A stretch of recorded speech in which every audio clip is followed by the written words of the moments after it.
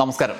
ഒരു ഭാഗത്ത് യു.എസിന്റെ അപ്രതീക്ഷിത ഉപരോധം, അതിന് പ്രതികാരമായി ഇറാന്റെ ഹോർമുസ് ഉപരോധം, കപ്പലുകൾ പിടിച്ചെടുക്കൽ, പിന്നാലെ ഇറാൻ കപ്പലുകൾ പിടിച്ചെടുക്കുന്ന യു.എസ്. എന്നാൽ യു.എസിനെ ഞെട്ടിച്ച് ഹോർമുസിൽ വിലക്ക് ലംഘിച്ച കപ്പൽ പിടിച്ചെടുത്ത് അതിൻ്റെ ദൃശ്യങ്ങൾ പുറത്തുവിട്ട് യു.എസ്. ആർമിക്ക് ഇറാന്റെ ചെക്ക്. അതിന് പിന്നാലെ യു.എസ്. ഇറാൻ കപ്പൽ ഇന്ത്യൻ മഹാസമുദ്രത്തിൽ പോയി പിടിച്ച് അടിക്ക് തിരിച്ചടി, അതിൻ്റെയും ദൃശ്യങ്ങൾ പുറത്തുവിടൽ. യു.എസിന്റെ പഴയ മോഡൽ യുദ്ധ നാടകത്തിൽ നശിച്ച് നാറാണക്കല്ലടിഞ്ഞു എന്ന് ട്രംപ് പറഞ്ഞ ഇറാന്റെ അപ്രതീക്ഷിത നീക്കങ്ങളാണ് യു.എസ്. സേനയുടെ ഏറ്റവും വലിയ പ്രതിസന്ധി. അവർ നശിച്ച് നാറാണക്കല്ല് അടിഞ്ഞിട്ടില്ല എന്ന് തെളിയിച്ചുകൊണ്ടേയിരിക്കുകയാണ്. എന്തെല്ലാമാണ് ഈ കൊച്ചു ഭൂമിയിൽ നടക്കുന്നത്? ഇറാൻ യുദ്ധത്തിൽ ഓരോ നീക്കത്തിലും ട്രംപിനും യു.എസിനും കാലിടർന്ന കാഴ്ചയാണ്. യു.എസിന്റെ ഇറാൻ കപ്പൽ പിടിച്ചെടുക്കൽ പരിപാടിക്ക് ശേഷം ഇറാൻ നടത്തിയ പകരം നീക്കം 2 ഗ്രീക്ക് കപ്പൽ പിടിച്ചെടുത്തുകൊണ്ടാണ് എന്നാണ് റിപ്പോർട്ട്. ഹോർമുസ് കടലിടുക്ക് വഴി കടന്നുപോയ 2 കണ്ടെയ്നർ കപ്പലുകൾ പിടിച്ചെടുക്കുന്നതിന്റെ ദൃശ്യങ്ങൾ ഇറാൻ തന്നെ പുറത്തുവിട്ടതാണ്. മുഖം മൂടി ധരിച്ച സൈനികർ കപ്പലുകളിലേക്ക് കയറുന്നതും കപ്പലിന്റെ നിയന്ത്രണം ഏറ്റെടുക്കുന്നതുമായ ദൃശ്യങ്ങളാണ് അവർ പുറത്തുവിട്ടത്. ഇറാൻ ഔദ്യോഗിക ടെലിവിഷൻ പ്രസ് TV പുറത്തുവിട്ട ദൃശ്യങ്ങൾ. MSC ഫ്രാൻസിസ്ക, ഇപ്പാമിനോൻഡസ് എന്നിവയാണ് പിടിച്ചെടുത്ത കപ്പലുകൾ. അവ ഇറാൻ തുറമുഖത്തേക്ക് കൊണ്ടുപോയി എന്നാണ് റിപ്പോർട്ടുകൾ.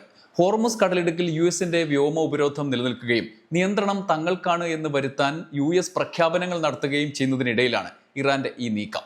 ഇറാന്റെ കപ്പലുകൾ പിടിച്ചെടുത്തതിന് പിന്നാലെ ഹോർമുസിനെ മുൻനിർത്തി ഏതറ്റം വരെയും പോകാൻ തയ്യാറാണ് എന്ന നിലപാട് പ്രഖ്യാപനമാണ് ഇറാൻ ഇപ്പോൾ നടത്തുന്നത്. തങ്ങളുടെ പരമാധികാരത്തിന്റെ അടിസ്ഥാനത്തിലാണ് ഹോർമുസിൽ നിയന്ത്രണം പ്രഖ്യാപിച്ചത്. അത് ലംഘിക്കുന്നത് ആരായാലും ഇറാന്റെ മുന്നറിയിപ്പിന്റെ ലംഘനമായി കണക്കാക്കും എന്ന് ഇസ്ലാമിക് റവല്യൂഷണറി ഗാർഡ് കോർ മുന്നറിയിപ്പ് നൽകുകയും ചെയ്തു. ഇതേസമയം ഇറാൻ ഹോർമുസിൽ കൈക്കൊള്ളുന്ന നടപടികൾക്ക് പ്രതികാരമായി യു.എസ്. ഇറാൻ യുദ്ധക്കപ്പലുകളും പിടിച്ചെടുക്കുന്നുണ്ട്. ഇന്ത്യൻ മഹാസമുദ്രത്തിൽ വെച്ച് മജസ്റ്റിക് എക്സ് എന്ന ഇറാൻ എണ്ണ ടാങ്കർ യു.എസ്. കീഴടക്കി എന്നാണ് യു.എസിന്റെ പ്രതിരോധ വകുപ്പ് ഏറ്റവും ഒടുവിൽ അറിയിച്ചിരിക്കുന്നത്. ഹോർമുസിൽ 3 ചരക്ക് കപ്പലുകൾ ആക്രമിക്കുകയും 2 പിടിച്ചെടുക്കുകയും ചെയ്തതിന് പിന്നാലെയാണ് ഇന്ത്യൻ മഹാസമുദ്രത്തിലെ യു.എസ്. സൈന്യത്തിന്റെ നടപടി. മജസ്റ്റിക് എക്സ് കപ്പൽ പിടിച്ചെടുത്തതിന്റെ ദൃശ്യങ്ങൾ യു.എസ്. പ്രതിരോധ സേന എക്സിലൂടെ പുറത്തുവിടുകയും ചെയ്തു. ഇറാൻ ചെയ്തതുപോലെ തിരിച്ച് അടി. ഇതൊരു പ്രതികാര നടപടി, അടിക്ക് തിരിച്ചടി എന്ന നിലയിലേക്ക് കാര്യങ്ങൾ പോകുന്നു ഹോർമുസിൽ എന്ന് വ്യക്തമാക്കുകയാണ്. അനുമതിയില്ലാതെ ഹോർമുസ് വഴി കപ്പലുകൾക്ക് സഞ്ചരിക്കാനാകില്ല എന്ന് ഇറാൻ പ്രഖ്യാപിച്ചിട്ടുണ്ട്. അതുകൊണ്ട് ഇറാൻ ഹോർമുസിൽ ചെയ്യുന്നതിന് പ്രതികാരം ഇറാൻ കപ്പലുകൾ എവിടെ നിന്നാണെങ്കിലും ഒടുവിൽ ഇന്ത്യൻ മഹാസമുദ്രത്തിൽ നിന്ന് പിടിച്ചെടുക്കുന്നു. അങ്ങനെ എവിടെ നിന്നാണെങ്കിലും പിടിച്ചെടുത്തുകൊണ്ടുള്ള പ്രതികാരം എന്ന നിലയിലേക്ക് യു.എസ്. കടക്കുകയും ചെയ്യുന്നു. സമാന്തരമായി ഹോർമുസ് കടലിടുക്കിലും നടപടികൾ ശക്തിപ്പെടുത്തുന്നു. നിലവിലെ സാഹചര്യത്തിൽ ഹോർമുസ് ആശങ്കയുടെ കടലിടുക്കായി മാറിക്കഴിഞ്ഞു എന്നാണ് റിപ്പോർട്ടുകൾ. യുദ്ധത്തിലേറ്റ കനത്ത തിരിച്ചടിയുടെ പ്രതികാരം ഹോർമുസിൽ തീർക്കാൻ ട്രംപും യു.എസ്. സൈന്യവും ഒരുങ്ങിയിറങ്ങിയേക്കും എന്നതാണ് ആശങ്ക. പാശ്ചാത്യ രാജ്യങ്ങളടക്കം 10 രാജ്യങ്ങൾ ഹോർമുസ് തുറക്കാനുള്ള നീക്കം ആലോചിക്കുന്നതിനിടെ അവരെ ഏകോപിപ്പിക്കാനും ട്രംപ് ആലോചന ആരംഭിച്ചിരുന്നു. എന്നാൽ നേരത്തെ തന്നെ ഇത്തരം നീക്കം ഇറാൻ യുദ്ധത്തിൽ തങ്ങളെ കൂടി പങ്കാളികളാക്കി ചതിക്കാനുള്ള പരിപാടിയാണ് എന്ന് തിരിച്ചറിഞ്ഞ് പല പാശ്ചാത്യ രാജ്യങ്ങളും നാറ്റോ രാജ്യങ്ങളും പിന്മാറിയതാണ്, ഫ്രാൻസ് അടക്കം. നാറ്റോ രാജ്യങ്ങളുടെ ആ നിലപാടിനെ തുടർന്ന് ട്രംപിന്റെ ശത്രുതയും ഏറ്റുവാങ്ങി. ഈ സാഹചര്യത്തിൽ ഹോർമുസിനെ ലക്ഷ്യം വെച്ച് ക്യാമ്പ് ചെയ്യുകയാണ് അമേരിക്കൻ സൈന്യത്തിന്റെ പദ്ധതികൾ ഇപ്പോൾ യുദ്ധത്തിൽ. ഹോർമുസ് കടലിടുക്കിൽ തടസ്സങ്ങൾ സൃഷ്ടിക്കുന്ന ബോട്ടുകളെ തകർക്കുന്നതിന് ഉത്തരവിട്ടതായി ട്രംപ് പറഞ്ഞത് ഈ കലിപ്പിലാണ്. ഹോർമുസിൽ തടസ്സമായി നിൽക്കുന്ന ഏതു ബോട്ടും അവ എത്ര ചെറുതാണെങ്കിലും വെടിവെച്ച് വീഴ്ത്താൻ നാവികസേനയോട് ഞാൻ ഉത്തരവിട്ടിരിക്കുന്നു എന്നാണ് ട്രംപ് പറഞ്ഞത്. ഇറാന്റെ 159 നാവിക കപ്പലുകൾ കടലിനടിയിൽ താഴ്ത്തി എന്നൊരു അടിയും ട്രംപ് അടിച്ചു. ഹോർമുസിൽ ഇറാൻ നിക്ഷേപിച്ച മൈനുകൾ യു.എസ്. സേന ക്ലീൻ ചെയ്യും എന്നും ട്രംപ് വാഗ്ദാനം ചെയ്തിട്ടുണ്ട്. ഹോർമുസിൽ നിന്ന് നികുതി പിരിക്കാൻ ഇറാൻ ആരംഭിച്ചു എന്ന റിപ്പോർട്ടുകൾ വന്ന സാഹചര്യത്തിൽ ഹോർമുസിൽ ബോട്ടുകൾ വഴി IRGC നിരീക്ഷണം ശക്തിപ്പെടുത്തിയിട്ടുണ്ട്. ഈ സാഹചര്യത്തിൽ യു.എസിന്റെ നടപടി ഹോർമുസിനെ ചോരക്കളമാക്കും എന്ന ആശങ്കയാണ് എങ്ങും ഉയരുന്നത്. ഇതേസമയം ചർച്ചയുടെ മറവിൽ ഹോർമുസിൽ ആധിപത്യം സ്ഥാപിക്കാനും ഇറാന്റെ നിയന്ത്രണം ഇല്ലാതാക്കാനുമാണ് യു.എസിന്റെ ശ്രമം എന്ന് ഇറാൻ ആരോപിക്കുന്നു. അതിന്റെ തുടർച്ചയായാണ് ആദ്യഘട്ട ചർച്ചയ്ക്ക് ശേഷം ഉപാധികളില്ലാതെ തുറന്ന ഹോർമുസ് അതിവേഗം അവർ അടച്ചത്. ഇതോടെ ട്രംപും യു.എസും അടുത്ത കുരുക്കിലേക്ക് കടന്നു ചെന്നു. ഇറാന്റെ 2 കപ്പൽ കീഴടക്കി ഭീഷണിപ്പെടുത്തി 2ാം ഘട്ട ചർച്ചകളിൽ എത്തിക്കാം എന്നായിരുന്നു യു.എസിന്റെ പ്രതീക്ഷ. എന്നാൽ സമാധാന ചർച്ചയുടെ മറവിൽ ഭീഷണിയും ഉപരോധവും ഒക്കെ നടത്തി ഇറാനെ കീഴ്പ്പെടുത്താനുള്ള തന്ത്രത്തിന് വഴങ്ങില്ല എന്ന് ഇറാൻ പ്രഖ്യാപിച്ചിരിക്കുകയാണ്. സമാധാനത്തിന് ഇറാൻ ശ്രമിക്കുമ്പോഴും ചതിക്കുഴികൾ പിന്തിരിപ്പിക്കുകയാണ് എന്നും ഇറാൻ നിലപാട് പ്രഖ്യാപിക്കുന്നു. ഇറാൻ സമാധാനത്തിന് ശ്രമിക്കുമ്പോൾ അപ്പുറത്ത് കരാർ ലംഘനങ്ങളും ഭീഷണികളും ഉപരോധവും തുടരുകയാണ് എന്ന് ഇറാൻ പ്രസിഡന്റ് മസൂദ് പെഷസ്കിയാൻ പറഞ്ഞു. ഇറാന്റെ തുറമുഖങ്ങളിൽ അടക്കം US നടത്തുന്ന വ്യോമ ഉപരോധമാണ് സമാധാന ചർച്ചകൾക്ക് തടസ്സമാകുന്നത്. വെടിനിർത്തൽ ഉണ്ട് എന്ന് പറയുകയും ഹോർമുസിൽ ആക്രമണം സംഘടിപ്പിക്കുകയുമാണ് അമേരിക്ക. ഉപരോധം തുടരുന്നത് കടൽ കൊള്ളയ്ക്ക് തുല്യമാണ്. ഇറാൻ തുറമുഖങ്ങളിൽ അമേരിക്ക ഏർപ്പെടുത്തിയ നാവിക ഉപരോധം പിൻവലിക്കാതെ ഹോർമൂസ് കടലിടുക്കിലൂടെയുള്ള കപ്പൽ ഗതാഗതം പുനഃസ്ഥാപിക്കില്ല എന്ന ഉറച്ച നിലപാട് ഇറാൻ ആവർത്തിക്കുകയും ചെയ്തു.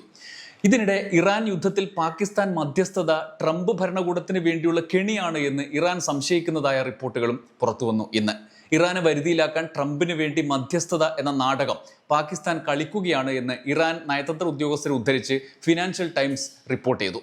ഇതോടെ രണ്ടാം വർഷ സമാധാന ചർച്ച വലിയ പ്രതിസന്ധിയിലായി. ട്രംപിന്റെ ഇടപെടലുകളും പാകിസ്ഥാന്റെ മധ്യസ്ഥതയും പല സമയത്തും വിമർശനങ്ങൾക്ക് ഇടവരുത്തിയിരുന്നു. ഈ സാഹചര്യത്തിൽ ഇറാൻ നിലപാടിൽ ഉറച്ചു നിൽക്കുകയും ചെയ്യുന്നത് പാകിസ്ഥാനെ ആശങ്കയിലാക്കി. പശ്ചിമേഷ്യൻ യുദ്ധം അവസാനിപ്പിക്കാൻ മധ്യസ്ഥത വഹിക്കുന്ന പാകിസ്ഥാൻ ഒരാഴ്ചയോളമായി കാത്തിരിപ്പ് തുടങ്ങിയിട്ട്.